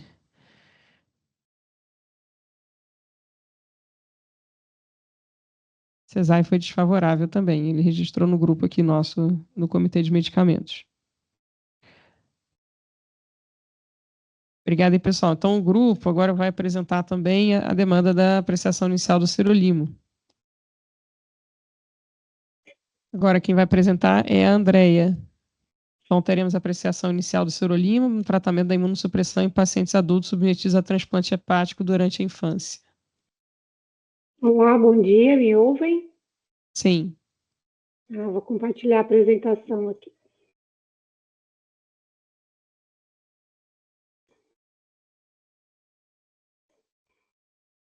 Está aparecendo para vocês? Sim. Então, bom dia. Então, dando sequência aí à apresentação, né, dentro do PCDT que nós estamos atualizando, de imunossupressão em transplante hepático para adultos. Eu vou apresentar, então, o PTC do Sirolimo para o tratamento de imunossupressão em pacientes adultos submetidos a transplante hepático durante a infância, uma demanda também da Sectix, e declaro não possuir conflitos de interesse com a matéria. Então, aqui, né, a introdução é a mesma que o Leonardo já apresentou. Então, falando do transplante hepático, das indicações, que o Brasil oferece um dos maiores transplantes públicos do mundo, e da importância aí, né, dos medicamentos imunossupressores dentro do âmbito do SUS, no segmento aí dos pacientes transplantados. E, atualmente, né, os fármacos disponíveis para imunossupressão no transplante de fígado em adultos são esses, e o sirolimo, ele não está contemplado nesse PCDT, apenas no PCDT de imunossupressão em transplante hepático em crianças, em pediatria, e não no PCDT para adultos. Por isso, essa justificativa desse PTC elaborado pelo NATS. Então, o sirolimo é imunossupressor que inibe a ativação e proliferação de linfócitos T, que ocorrem em resposta ao estímulo de antígenos e citocinas, interleucina 2, 4 e 5, através de um mecanismo diferente do observado com outros imunossupressores. Também inibe a produção de anticorpos, liga-se a imunofilina, proteína de ligação FK12, para formar um complexo imunossupressor que se liga a mTOR, inibindo a sua atividade. Então, o sirolimo é conhecido como inibidor de rapamicina e inibidor da mTOR. Então, aqui a ficha técnica da tecnologia, nome comercial é o Rapamune, o detentor do registro hoje é a Pfizer. Ele se encontra disponível em dragas de 1 mg e 2 mg, com indicação aprovada na Anvisa para profilaxia da rejeição de órgãos em pacientes transplantados renais, adultos e pediátricos acima de 13 anos de idade, e tratamento de pacientes com linfangioleiomiomatose em adultos acima de 18 anos. A indicação proposta, então, para pacientes adultos submetidos a transplante hepático durante a infância. A dose de ataque usual é de 4 a 6 mg dia, seguida de uma dose de manutenção de 2 mg dia. Na imunossupressão de manutenção, a dosagem pode ser ajustada de acordo com o perfil do paciente e demais combinações, variando então a dose de 1 mg a 5 mg dia. E o sirolimo pode ser utilizado em monoterapia ou em combinação com tacrolimo, ciclosporina, azatioprina, micofenolato mofetil e corticosteroides. A situação patentária hoje é expirada, mas nós não temos, com o registro atual junto na Anvisa, de nenhum outro genérico ou biosimilar, apenas a produção do Rapamune pela Pfizer. Então, o preço proposto para incorporação, né, o preço de acordo com o Banco de Preços em Saúde, é de R$ 29,71 para a draga de 1 mg e R$ 53,94 para a draga de 2, e o preço máximo de venda ao governo, sem impostos, de 1 mg R$ 34,48 e o de 2 mg R$ 68,97. Então, a PICO é elaborada pelo nosso grupo para fazer a pesquisa aí para encontrar as evidências clínicas, é a seguinte. Então, população, pacientes submetidos a transplante de fígado na infância, em uso de sirolimo ao atingir 18 anos de idade. Então, a intervenção é o sirolimo, o comparador é o everolimo, que atualmente está disponível no PCDT para adultos.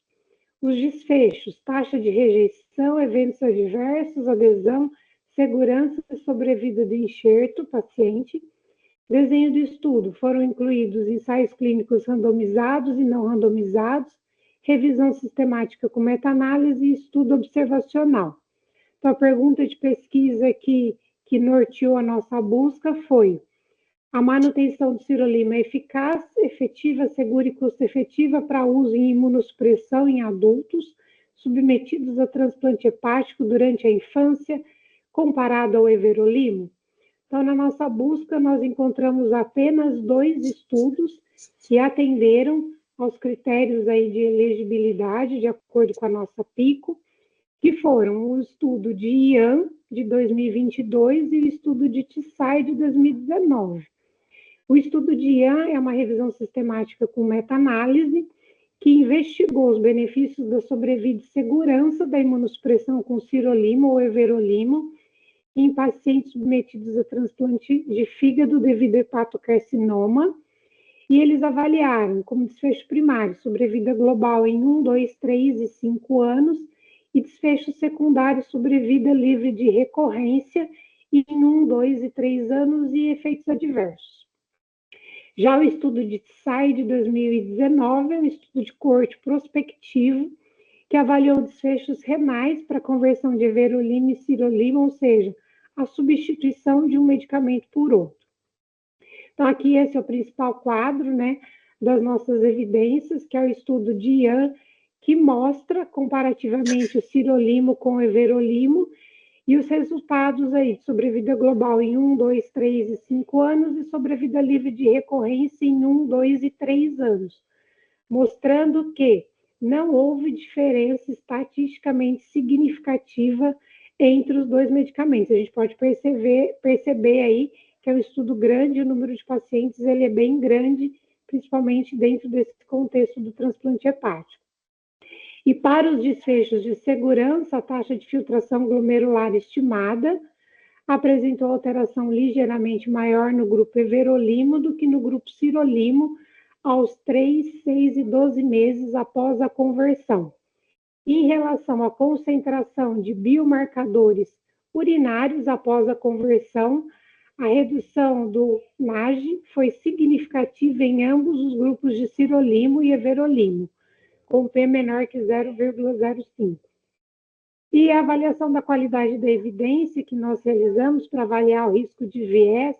Então, para o estudo de Ian, nós utilizamos a ferramenta AMSTAR2, que nós encontramos, então, risco de viés moderado, porque não houve extração dos dados em duplicata, houve ausência de citação sobre fontes de financiamento, de investigação quanto ao viés de publicação e potenciais conflitos de interesse. E para o estudo de TSAI, por ser um estudo de coorte, nós aplicamos a ferramenta ROB 2.0 e nós resultamos em um risco de viés com algumas preocupações, porque foi um estudo aberto, natureza não cega, viés na seleção dos pacientes, então pouco provável que tenha influência algum viés de informação nos desfechos avaliados por serem medidas laboratoriais. E então no GRADE, né, fazendo a avaliação da qualidade geral da evidência para sobrevida global e para sobrevida livre de recorrência, utilizando esses dados, foi detectado aí então uma baixa qualidade da evidência para esses desfechos obtidos aí nos dois estudos selecionados. Então, balanço entre efeitos desejáveis e indesejáveis para os desfechos avaliados, sobrevida global e sobrevida livre de recorrência, não foram encontradas diferenças significativas entre os grupos, sirolimo e everolimo, e considerou-se baixa qualidade da evidência. Para os desfechos de segurança, a taxa de filtração glomerular estimada apresentou alteração ligeiramente maior no grupo everolimo, comparado ao grupo sirolimo aos 3, 6 e 12 meses após a conversão. Apresentando, então, os resultados da avaliação econômica, então, de acordo com os resultados que foram encontrados de não diferença entre os dois grupos, o NATS partiu para um estudo de custo-minimização. Então, a tecnologia de intervenção foi o sirolimo comparado ao tacrolimo mais everolimo. Os desfechos avaliados: sobrevida global, taxa de mortalidade, taxa de recorrência, sobrevida livre de recorrência, sobrevida do enxerto, taxa de eventos adversos, qualidade de vida. O horizonte temporal foi de 2 anos, com taxa de desconto de 5%, sob a perspectiva do SUS. Custos diretos obtidos do SIGTAP, do Banco de Preços em Saúde. Então, nós detectamos uma razão de custo-efetividade incremental negativa de menos R$ 13.672. Então, aqui o custo total dos esquemas de imunossupressão, comparando, então, everolimo mais tacrolimo e sirolimo mais tacrolimo. Então, verificando aí um valor total do esquema menor quando se usa sirolimo comparado em relação ao Everolimo, então com Sirolimo 41 mil, com Everolimo 55 mil, com um custo incremental negativo, então uma economia de recursos de 13.672. Aqui fazendo uma análise de sensibilidade multivariada, variando então o valor tanto do Sirolimo quanto do Everolimo, e nós encontramos, assim, manteve-se essa premissa inicial de custo incremental negativo, então mesmo assim variando-se tanto o valor dos dois medicamentos, aumentando e reduzindo, custo incremental ainda foi negativo. Os custos, então, foram mensurados sobre a perspectiva do SUS, né, para análise de impacto orçamentário. O horizonte temporal foi de 5 anos e a população elegível ao tratamento com o Sirolimo foi calculado utilizando dados do SH mantidos pelo SUS. Então, o número estimado de pacientes, como nós fizemos um relatório ainda no segundo semestre do ano passado, de 2024 até 2029, iniciando com 382 pacientes, chegando em 2029 com 393. Então, no cenário de referência, né, estimando o atendimento de 382 pacientes, teríamos aí um impacto orçamentário de pouco mais de 11 milhões. E aí os cenários alternativos que foram elaborados, né, no cenário 1, iniciando aí com 79% dos pacientes utilizando Sirolimo, chegando em 5 anos com 99%. No cenário 2, 56%, chegando a 70%. E no cenário 3, iniciando com 40% e chegando até 50%. E aí o custo anual do tratamento de imunossupressão do transplante, considerando-se os valores dos esquemas, né, tacrolimo, sirolimo versus tacrolimo e everolimo, os custos com exames de imagem, custos das consultas de acompanhamento, lembrando que no início o paciente vai até o serviço de saúde com mais frequência, mas depois as visitas passam a ser trimestrais, às vezes até semestrais, custos com exames laboratoriais, estão tendo aí um custo total anual, né, do tratamento com Sirolimo de 1.777, com Everolimo de 2.361. Aqui fazendo, então, o custo do tratamento por cenário 1, 2 e 3, e o impacto orçamentário para os 5 anos após a ampliação do uso do Sirolimo no SUS. Então, no cenário de referência, o tratamento de 382 pacientes custaria 54 milhões, considerando o custo anual médio por paciente de 28 mil. Então, no cenário 1, estima o market share aí do protocolo de Sirolimos, que atingiria 99%, né, dos pacientes, trazendo uma economia aí de 12 milhões, considerando o cenário 2, que seria no final de 5 anos 70%, gira em torno de 8 milhões e 900 e poucos mil negativo, e no cenário 3, atingindo 50% dos pacientes, de uma economia de 6 milhões 300 e poucos mil reais. Então, aqui, impacto orçamentário incremental esperado em cada cenário, um resumo daquela tabela anterior, né? Cenário 1 versus cenário de referência, uma economia aí de 12 milhões 600 mil, no cenário 2 versus o cenário de referência, de menos 8 milhões e 900, e no cenário 3 versus o cenário de referência de menos, uma economia de 6 milhões e 300. Lembrando que o cenário 1 atingiria até 99% dos pacientes, cenário 2, 70%, e cenário 3 é 50%. Fazendo uma análise de sensibilidade multivariada, no cenário 1, alterando os custos, o valor, né, tanto do Everolimo quanto do Sirolimo, ainda a gente mantém um impacto orçamentário incremental negativo, e no cenário 2, mudando aí apenas o valor do Sirolimo para R$ 34,93, também com uma economia de recursos com valores negativos. Então, um resumo, né, de tudo que foi apresentado. Foi realizada, então, uma análise de custo-minimização, comparando o esquema de imunossupressão de manutenção com o uso de tacrolimo associado ao sirolimo, comparado ao esquema de tacrolimo mais everolimo, num horizonte temporal de 2 anos. O esquema com o sirolimo tem um custo anual de 21 mil e o esquema padrão tem custo anual de 28 mil, que é o esquema com everolimo. O esquema com sirolimo em 2 anos proporciona uma economia de 13.600 por paciente.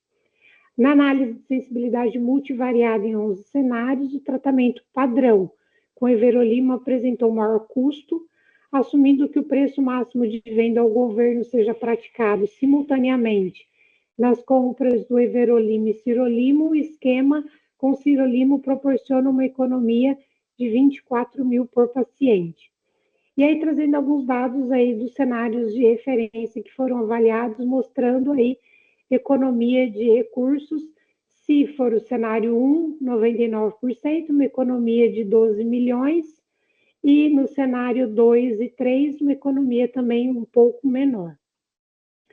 Em relação às agências internacionais de ATS, né, nós realizamos uma busca no NICE, na agência escocesa, na agência do Canadá e na agência australiana, e nós não localizamos informações sobre a tecnologia na indicação proposta nessas agências pesquisadas.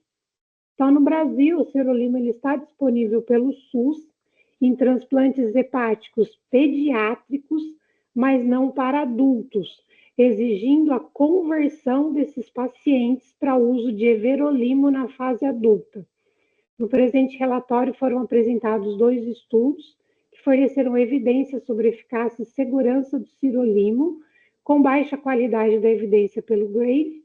Na análise econômica, mostramos que o uso de sirolimo, sendo continuado nos pacientes transplantados de fígado na infância, traz economia de recurso, proporciona uma economia de R$ 13.672,72, em comparação ao esquema atual de imunossupressão com everolimo.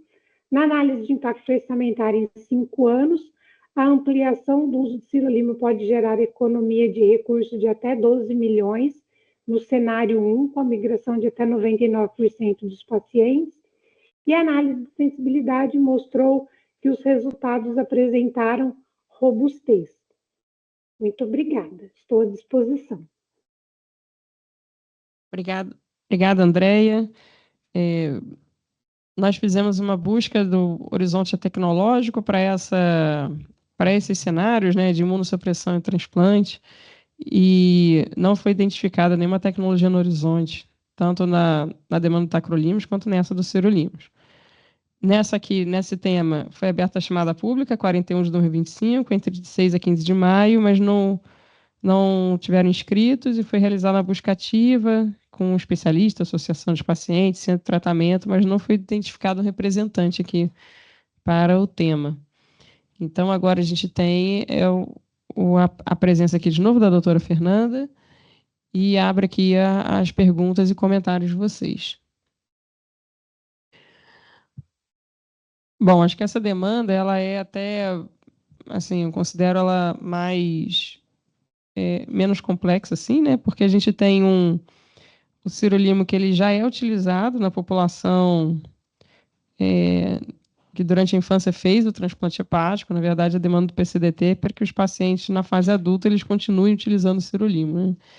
Então, esse é um cenário da demanda, e dos aspectos econômicos foi observado um custo anual de tratamento menor e um impacto orçamentário menor, assim, né, mais favorável, né, negativo, assim, com economia de recurso, se a gente mantiver essa recomendação, então, do paciente continuar utilizando o sirolimo na fase adulta. E, em termos de evidência, foi avaliado que não há uma justificativa aí de evidências que são diferentes. Então, são medicamentos aí também semelhantes em termos de evidência. Vocês querem fazer algum comentário, alguma sugestão? vocês acham da gente seguir? Podemos seguir como recomendação favorável a inclusão do sirolimus, todos de acordo? Luciene, não sei se a doutora Fernanda quer fazer algum comentário. Eu vou pedir para a Raquel fazer uma pergunta aqui que ela tem também para a doutora Fernanda. Para a Andréia, vai lá. Não, pode seguir para a pergunta. Oi, Andréia, obrigada pela apresentação. Eu fiquei com dúvida um pouco, Andréia, da premissa para usar a minimização e não a custo-utility ou custo-efetividade, uma vez que a gente tem um cenário de evidências baixas, né? E a gente tem intervalo de confiança amplo, que mostram que pode ter um benefício, pode ter um malefício, pode não ter diferença. Inclusive foi uma discussão, assim, né, que demandou um pouquinho de tempo para a gente seguir, depois que a gente fez a parte do levantamento das evidências, tanto do sirolimo quanto do tacrolimo. A gente até discutiu isso em algumas reuniões com o pessoal da Conitec, mas, assim, os resultados que a gente encontrou foram, apesar dos estudos terem um N considerável, né, eles mostraram que não teve diferença significativa entre os grupos, e aí ficou muito nessa discussão, se a gente seguiria para custo-minimização, ou seguiria para uma custo-efetividade, e aí mesmo tendo qualidade da evidência baixa, na época se optou por manter por custo-minimização, que acho que seria o mais indicado, não se justificaria fazer uma diferença de uma análise de custo-efetividade na época, que já faz um tempinho já isso. Obrigada, Andréia. Minha preocupação é porque para o desfecho, Luciene, você viu, né, de sobrevida global e livre de recorrência, que são os desfechos mais importantes, a gente tem um intervalo de confiança que, na verdade, não é que não tem diferença, né? Ele pode ter uma diferença, né? Porque quando a gente tem lembra do P, né? O P é maior que 0,05, na verdade, a gente pode ter um benefício, a gente pode não ter diferença e pode ter um malefício. Aí a minha preocupação é só a gente fazer uma custo-minimização. A gente já teve esse cenário, lembra? De não considerar os dois extremos, né? Porque pode ser, sim. Eu sei que a média, né, o risco relativo, provavelmente foi o valor mais frequente, né? Mas só para a gente... a minha preocupação é a gente ter uma certeza dessa redução, porque como deu redução, a gente precisa ter muito certo que realmente ela existe, sabe? Então, a minha preocupação é mais nesse cenário, não nem quanto à efetividade e eficácia, mas se a gente está tomando a nossa decisão com base em dados confiáveis e mais certeiros em relação a custo-minimização, tá? Eu também não tenho uma resposta definitiva, mas acho que a gente precisa colocar isso aqui, porque já aconteceu em outros cenários e eu estou um pouco incerta em relação a isso, sabe? Porque a gente partiu da média, né? Não sei, eu queria ouvir mais gente aqui para me ajudar. Raquel, nós aqui pelo DGITS também ficamos na dúvida se realmente valia assim, a pena fazer o custo-minimização dessa demanda. E uma dúvida que eu tenho também em termos de eventos adversos. Aí até se a doutora Fernanda também quiser falar um pouco da prática, se tem esse diferencial de eventos adversos entre o sirolimo e o everolimus, porque são medicamentos aí diferentes, né? E a gente tem um intervalo de confiança grande. Então,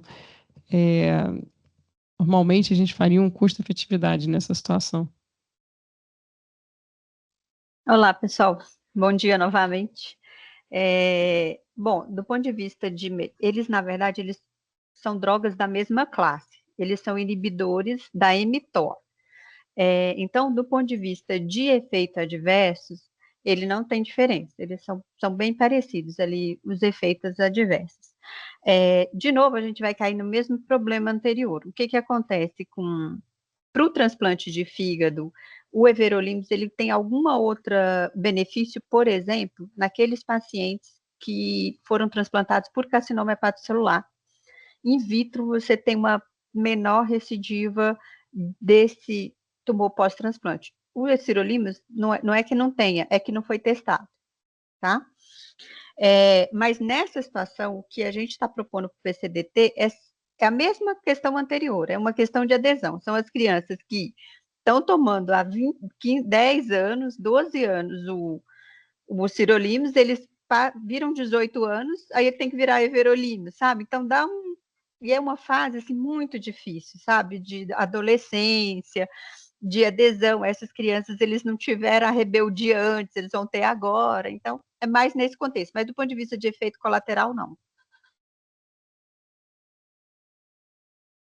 Tá bom, Fernanda. Heber? Oi, Luciene. Então, Fernanda, assim, talvez você possa ajudar a entender melhor qual é a justificativa para essa conversão compulsória hoje, né? O que me parece não fazer sentido que uma droga que funciona até os 18 anos passe a não funcionar em adulto. Não tem plausibilidade biológica nenhuma nisso, né? Até mesmo do ponto de vista de segurança. Então, é mais uma questão administrativa. Eu não estou entendendo por que hoje é assim, né? E já não é diferente hoje. Pudesse ajudar um pouco. Eu não sei se alguém que estava aqui participou da inclusão do everolimus anteriormente, né? Os inibidores da mTOR, eles não eram contemplados para o transplante de fígado, né? E aí, como tinha esses trabalhos, eu já vou de antemão, não sei responder sua pergunta, eu só estou tentando fazer um exercício assim. Quando optou por fazer essa inclusão, eu acho que optou pelo everolimus, porque tem esse benefício aí no CHC, no carcinoma hepatocelular. Agora, o que para mim não faz sentido é o transplante pediátrico usar sirolimus e depois eu ter que converter para o everolimus, assim, sabe? Eu não consegui entender isso. Mas eu não sei te falar porque eu não participei da incorporação do everolimus. Eu não sei se alguém que está aqui consegue... Não, a Marta vai fazer um resuminho. Oi, vocês me ouvem bem, pessoal? Bom dia. Sim. Então, vamos lá. A gente tem 2 PCDTs diferentes para transplante hepático. Um para criança, né, que é da pediatria, um para adultos. E aí, nas últimas atualizações desses documentos, elas aconteceram, não foram, como agora está acontecendo, né? Não foi em paralelo. Então, a gente teve uma atualização do PCDT de adulto, e depois, que na verdade, se não me engano, foi a primeira versão, e depois o da pediatria. E aí, no da pediatria, foi considerado sirolímulo de adulto, não. Então, acabou acontecendo essa situação estranha, né? Porque a gente só tem sirolímulo de criança e não tem sirolímulo de adulto. Então, o paciente, quando faz 18 anos, ele muda o PCDT em que ele está incluído, e aí, com isso, ele não tem mais acesso ao sirolímulo e ele é obrigado a trocar o tratamento, entendeu? Então, o objetivo aqui era justamente a gente que isso não acontecesse mais. Então, ter sirolímulo nos 2 PCDTs para que o paciente pudesse manter o tratamento. Não sei se foi claro a minha explicação. Obrigado, Marta. Só para fechar, assim, mais uma vez, Luciane, também não sei se é o caso, né, da gente exigir aí uma comprovação de superioridade ao everolimo, né? Esses pacientes estão usando, acho que, né, a eficácia simples demonstrada aí pelo sirolimo já ao longo de todos os anos já nos dá segurança desse ponto de vista, né, de seguir de maneira favorável. Então, em relação à eficácia, né, nível de evidência, enfim, certeza de evidência, acho que a gente está, de certa forma, bem respaldado aí pela segurança e eficácia do sirolimo que sempre foi demonstrada, né? Não vejo, nesse momento, Luciene, motivo para não recomendar de forma positiva. Então, acho que acompanho o que você tinha já colocado no começo e, a princípio, é favorável a essa manutenção aí na população adulta. Acho que a gente tem elementos que favorecem essa decisão na nossa perspectiva aqui. Obrigado. Sim, obrigada, Heber. Para os demais, todos concordam? A gente já seguiu com uma recomendação favorável, mas alguém quer fazer um comentário adicional? Aí é favorável, sim. Saís também favorável. Ele é favorável. A gente tem registrado, né, também na... A MB favorável também, obrigada. Todos os demais favoráveis. CNS favorável. Então tá, pessoal. Então ok.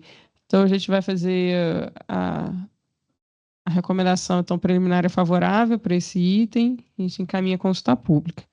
Então, conforme combinado, agora a gente vai seguir para o almoço e a gente retorna então 1h15, tá? Vamos deixar 1 hora de almoço de intervalo.